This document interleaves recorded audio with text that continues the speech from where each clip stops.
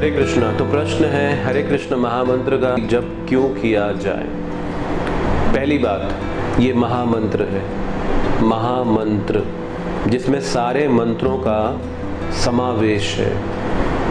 अब एक मंत्र को करने से एक लाभ प्राप्त किया जा सकता है, लेकिन महामंत्र का जाप एक ही समय में आपको सारे मंत्रों का एक साथ जाप करने का लाभ देता है।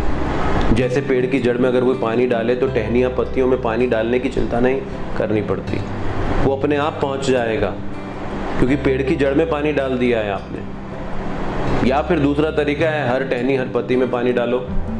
तो उसी प्रकार से अगर महामंत्र का जाप कर लिया, यस्मिन् तुष्टे जगत तुष्टे, अगर आपने भगवान को प्रसन्न कर लिया तो पूरा संसार प्रसन्न हो जाता है। ये बिल्कुल उसी प्रकार से जैसे प्रभुपाद जी ने कहा कि अगर हाथ मुंह में भोजन डालेगा तो क्या हाथ को शक्ति नहीं मिलेगी? हाथ भी तो शक्तिशाली होगा क्योंकि हाथ शरीर से जुड़ा है, उसकी पोषण शरीर से मिलता है उसको।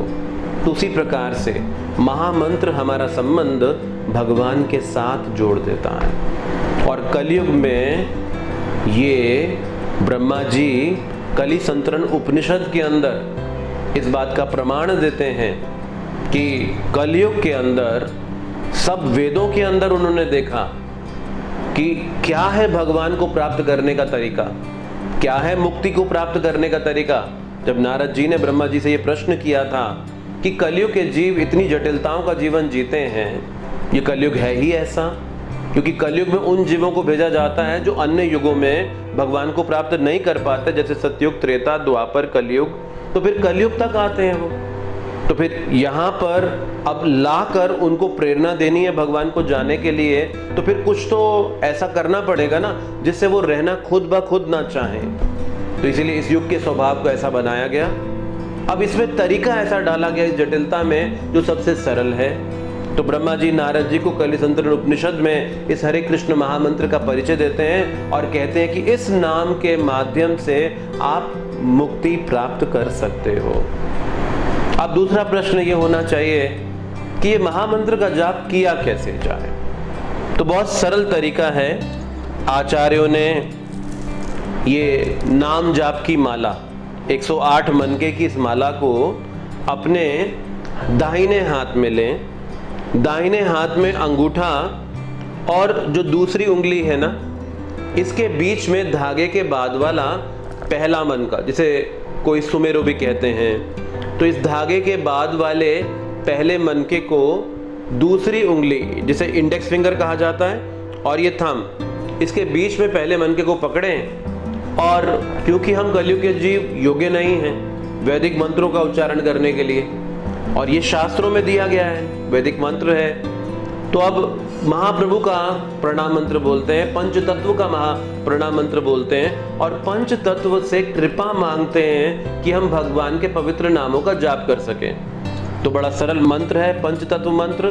कहा जाता है जय श्री कृष्ण चैतन्य प्रभु नित्यानंद श्री अद्वैत गदाधर श्रीवास आदि गौर भक्त वृंद। तो ये जो पंच तत्व मंत्र है, ये महामंत्र का जाप करने की हमको योग्यता देता है। अब इसके तुरंत बाद उसी मनके से पहले मनके पर ही हैं, वहीं से हरे कृष्ण कृष्ण कृष्ण हरे हरे, हरे राम राम राम हरे हरे।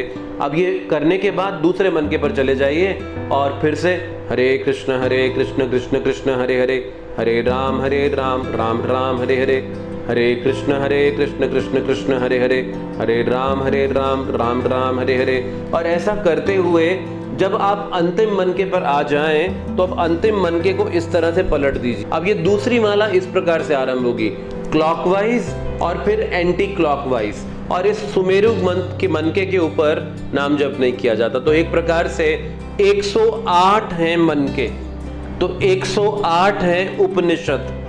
108 उपनिषदों का मतलब है ये हमें भगवान के निकट लेकर जाते हैं। तो 108 मनकों पे महामंत्र का जाप करते हुए आप राधा कृष्ण के करीब आ जाते हैं। इसी प्रकार से 108 प्रमुख गोपियां भी कही गई हैं। तो इस प्रकार से प्रत्येक दिन प्रातःकालीन और सूर्योदय से पूर्व अगर आप ऐसा कर सकें तो ये हमारे पूरे जीवन को परिवर्तित करने की क्षमता रखता है। कहावत है एक अंग्रेजी में, taste of pudding lies in eating. उसी प्रकार से इस महामंत्र का आस्वादन क्या है, जरा आप एक बार जप कर कर तो देखिए और फिर इसका आस्वादन प्राप्त करें। फिर कुछ लोग पूछते हैं माला कौन सी करें, क्या इसे रुद्राक्ष पे करें, क्या तुलसी पे करें, लकड़ी पे करें, किस पे करें? तो ये महामंत्र है भगवान का नाम।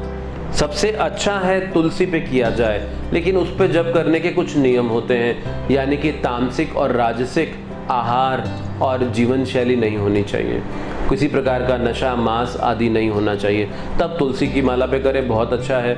अगर नहीं है ऐसी जीवन शैली तो फिर लकड़ी की माला पे करें, चंदन पे करें, नीम पे करें, ये बेहतर है। हरे कृष्णा।